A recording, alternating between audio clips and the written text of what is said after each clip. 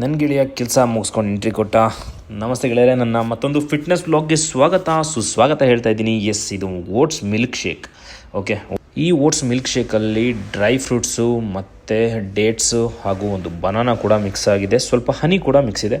So ಇದನ್ನೆಲ್ಲ mix ಮಾಡಿ ತಿಂದು ಹಾಗೆ 3 ಎಗ್ ತಿಂದು ನಾನು ಹೊರಟೆ ಜಿಮ್ ಕಡೆ. ತುಂಬ ದಿನ ಆಯಿತು ಗೈಸ್, ನಿಮಗೆ ನನ್ನ ಫಿಟ್ನೆಸ್ ವ್ಲಾಗ್ಸ್ ಯಾವುದು ಬರ್ತಾ ಇರಲಿಲ್ಲ. ನೀವು ನೋಡಿದ್ದೀರಾ, ಮದುವೆ ಹಾಗೂ ಫಂಕ್ಷನ್ ಈ ಥರದ್ದೇ ಕೊಡ್ತಾ ಇದ್ದೆ. ಸೊ ಇವಾಗ ಫಾರ್ ಚೇಂಜಸ್ ಮತ್ತೆ ಬಂದಿದ್ದೀನಿ, ಬ್ಯಾಕ್ ಟು ಫಿಟ್ನೆಸ್ ವ್ಲಾಗ್. ಇದು ನನ್ನ ಜಿಮ್ಮು, ಎಂಟ್ರ್ ಆಗ್ತಾಯಿದ್ದೀನಿ. ಸೊ ತುಂಬ ದಿನ ಆಯಿತು ನಿಮಗೆ ತೋರಿಸಿರ್ಲಿಲ್ಲಲ್ಲ.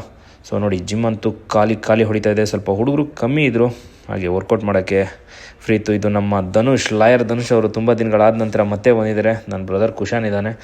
ಸೊ ಹಾಯ್ ಹೇಳ್ತಾ ಇದ್ದೀನಿ ಎಲ್ರಿಗೂ ಒನ್ಸ್ ಅಗೈನ್. ಸೊ ನಾನು ಫಸ್ಟು ವೇರ್ ಮಾಡಿ ನಾನು ರೆಡಿ ಆದೆ.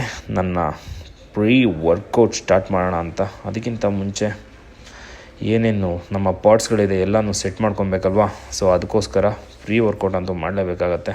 ಸೊ ಡೈರೆಕ್ಟ್ ವರ್ಕೌಟ್ ಅಂತೂ ಸ್ಟಾರ್ಟ್ ಮಾಡೋಕ್ಕಾಗಲ್ಲ, ಯಾಕೆಂದರೆ ನನ್ನ ಪಾರ್ಟ್ನರ್ ಕೂಡ ಜಾಯ್ನ್ ಆಗ್ತಾನೆ. ಸೊ ಅವ್ರು ಬರೋದು ಇನ್ನೂ ಒಂದು 10 ನಿಮಿಷ ಲೇಟ್ ಆಗುತ್ತೆ. ಅಷ್ಟರೊಳಗೆ ನಾನು ಮಾಡಬೇಕಾದಂಥ ನನ್ನ ಫ್ರೀ ಎಕ್ಸಸೈಸಸ್ ಎಲ್ಲನೂ ಕೂಡ ಮುಗಿಸ್ಕೊತಾ ಇದ್ದೀನಿ. ಸೊ ಇನ್ನೂ ಯಾರ್ಯಾರು ವರ್ಕೌಟ್ ಮಾಡೋಕ್ಕೆ ಬರಬೇಕು ಅಂತ ಇದ್ದೀರಾ, ಖಂಡಿತವಾಗಿ ಬನ್ನಿ. ನಿಮ್ಮ ಮೈಂಡ್ ಹಾಗೂ ನಿಮ್ಮ ಬಾಡಿ ಎಲ್ಲ ರೀಫ್ರೆಶ್ ಆಗುತ್ತೆ ಅಂತ ಹೇಳ್ತೀನಿ. ಸೊ ನನಗೂ ಅಷ್ಟೇ ತುಂಬ ಬೇಜಾರಾದಾಗ ನನಗೆ ಮೇಯ್ನ್ ಮೋಟಿವೇಶನ್ ಅಂದರೆ ನಮ್ಮ ಜಿಮ್ಮು.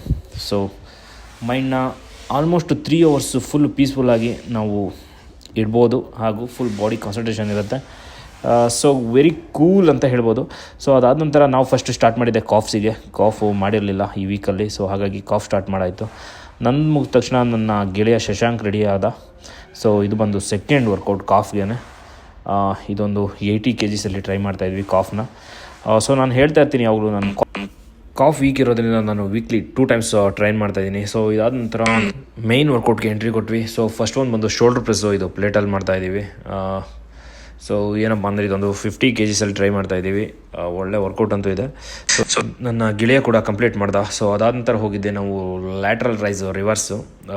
ಇದಂತೂ ಕಂಟ್ರೋಲಿಂಗಲ್ಲಿ ಹೊಡೆದ್ರೆ ಒಳ್ಳೆ ಫೀಲ್ ಇರುತ್ತೆ. ಇದು ಬರೀ ಶೋಲ್ಡ್ರ್ ಅಂತ ಅಲ್ಲ, ಬ್ಯಾಕು ಕೂಡ ಫೀಲ್ ಆಗುತ್ತೆ.